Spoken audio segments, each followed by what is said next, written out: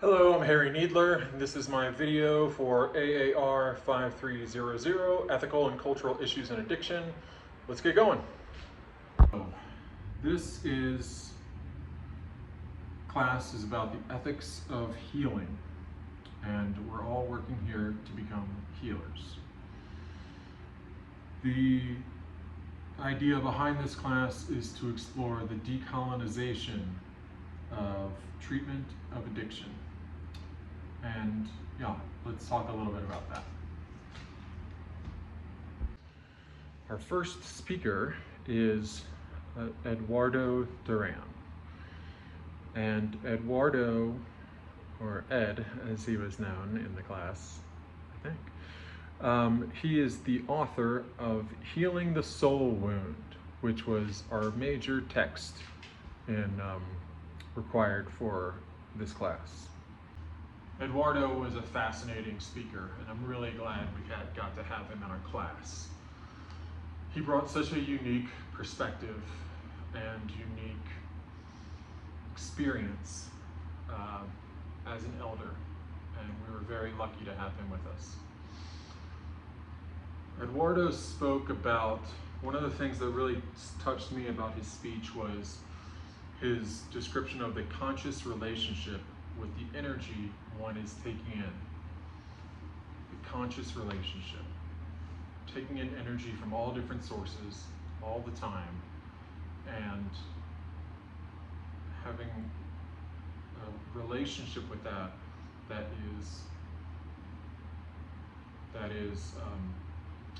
intentional, is the word I'm looking for. Intentional and meaningful and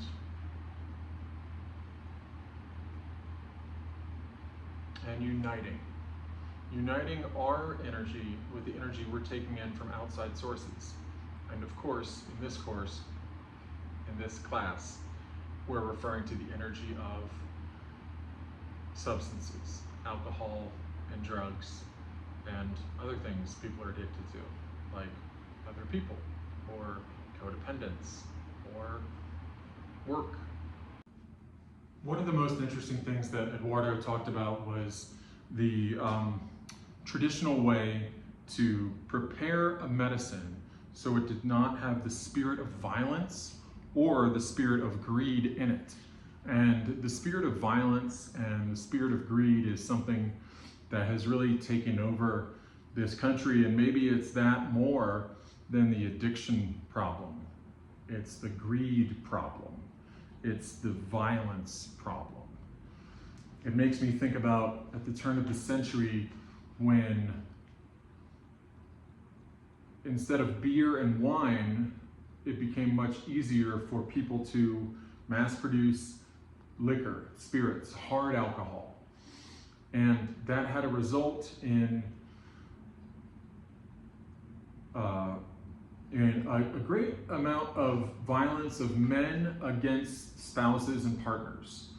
And when that happened, there was a much higher incidence of marital rape and those sort of things. So the suffrage movement also comes into prominence around that same time, at the turn of the century. And those two things are not interlinked for no reason. It is the rise of hard alcohol becoming available and being able to be distilled in a way that never has been before in human history. That then leads directly to the fight for women's rights, because that spirit of violence is imbued into the distilling process at that time.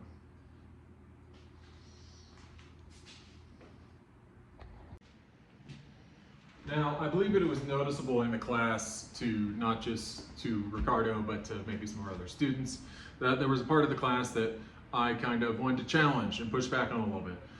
And that's the idea of the spirit of alcohol, and how the spirit of alcohol takes away and inhabits. So instead of saying you are an you are an alcoholic, one would say you are being visited by the spirit of alcohol. And questioning what has alcohol taken away. And myself and James kind of reacted to that it would relieve a sense of responsibility and accountability for addicts and alcoholics who did real damage in the world. And I kind of came around on this idea, and it was very interesting the way that Eduardo and Richard and our classmates spoke about it, how you can still have accountability and responsibility at the same time as you are using this type of language, because this type of language is not about that. It's not about removing accountability. It's more about trying to reach a place of balance in the client's relationship with alcohol. Restoring the balance. I'm sorry, not a relationship with alcohol, because that's not something we are trying to, reinforce or maintain, but a balance in your life. And I thought, I think that's a really interesting idea. I think that's a really smart approach for some clients. Not every technique is going to work for every client, and also not every technique is going to work for every therapist.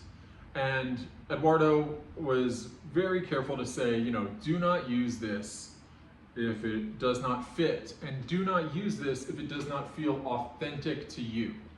And so this is an idea that I'm going to keep sitting with and pondering for a while, and if it turns out not to be something I find personally to be authentic, then I'm going to gravitate away towards it. But I've got an open mind, and I'm always willing to adapt, to be malleable, to be flexible.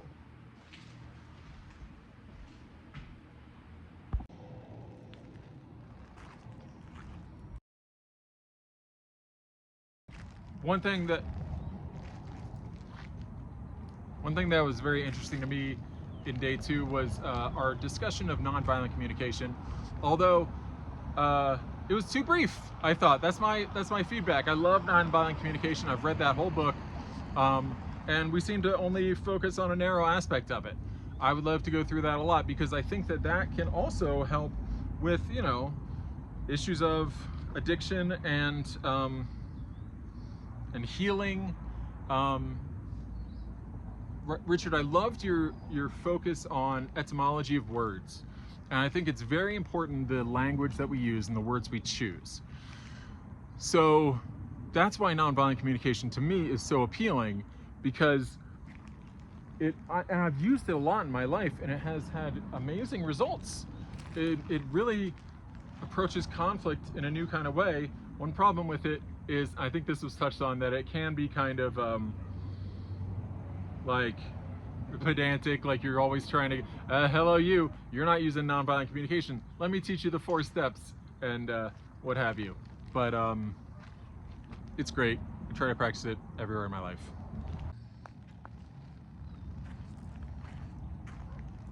You're getting a little glimpse of my neighbors. Morning. How serendipitous. We brought the crow into the video. I love it. You're getting a little glimpse of the cul-de-sac I live on. I love the whole thing. My neighbors are so nice. I'm the youngest one by quite a bit, but I'm blessed to have these elders here with me. Guy has an apricot tree. They have an amazing garden over there.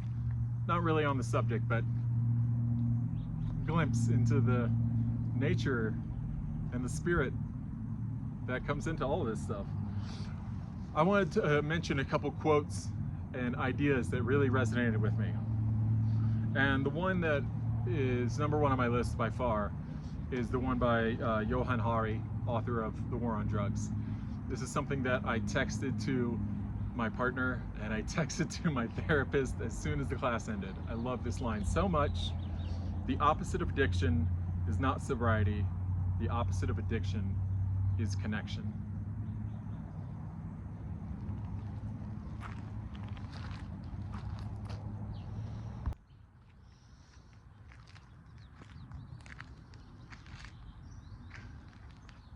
The concept of anger without blame,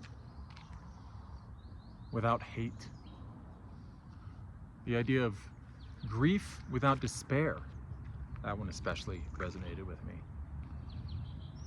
And the idea of compassion without pity. Not always an easy thing.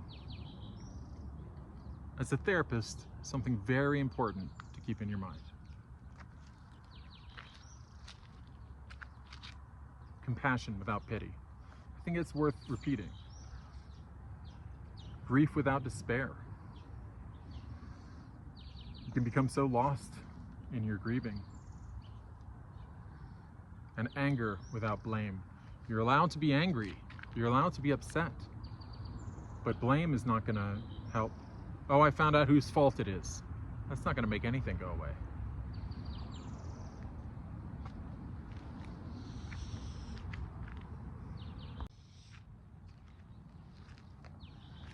This is the place I live in with my kids, my folks. This is something that we talked about on day one, but it took me a while to process completely. And that's the idea of psychiatry as a form of social control. And it was a moment where I felt like the whole class really came together and talked about it. And it's prison in today's society. It used to be, you know, the institutions in the past. Titicut Follies is a great documentary about how New York State would put mentally ill people in institutions and treat them just completely subhuman. It's a hard movie to watch, but very important. Psychiatry is a form of social control. That's what prison is today.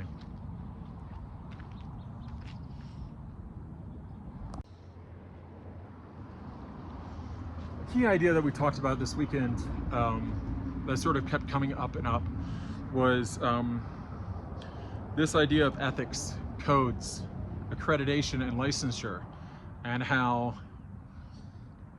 these things are important in one sense, but in another sense, to remember them in the context of culture and society, which is the fact that these things, accreditation, licensure, those to a lesser degree, but especially morals and codes, these are not things that are just like erupting from us naturally. These are things that exist to help society find meaning and order. Without codes, without ethics, who are we as a society? Where is our meaning? And how do we create order without that? Very insightful.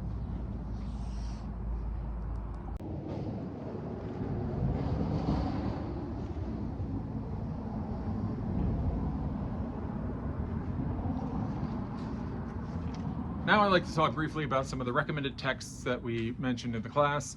These are things that I'm definitely going to be exploring. As a sober person myself, I'm 6 years sober. I've got a lot of texts on sobriety at my house. Staying Sober Without God is one of my favorite. It's a workbook. I also like, you know, the big book. I get something out of it. A lot of AA is about this. Take what you need and leave the rest. And it's a philosophy I like a lot. But anyway, to my point, here are the texts we talked about this weekend. Staying Sober by Terence T. Gorski. That one was highly recommended this weekend and something I'm going to be checking out. The Red Road idea, the idea of well-briety by various authors. This is a indigenous, native, First Peoples path to well-briety, as they call it, instead of just sobriety. Very interesting. A lot of text out there on that as I looked it up. I'm going to be checking that out.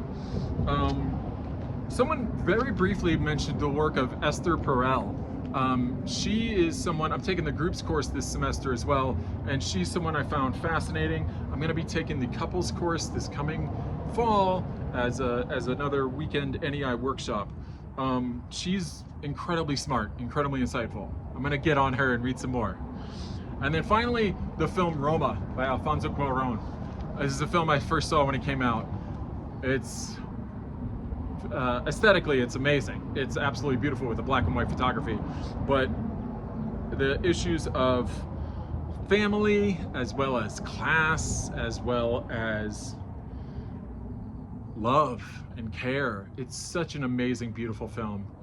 And like I said, I saw it when it first came out. I haven't seen it since. I'm gonna go watch it again.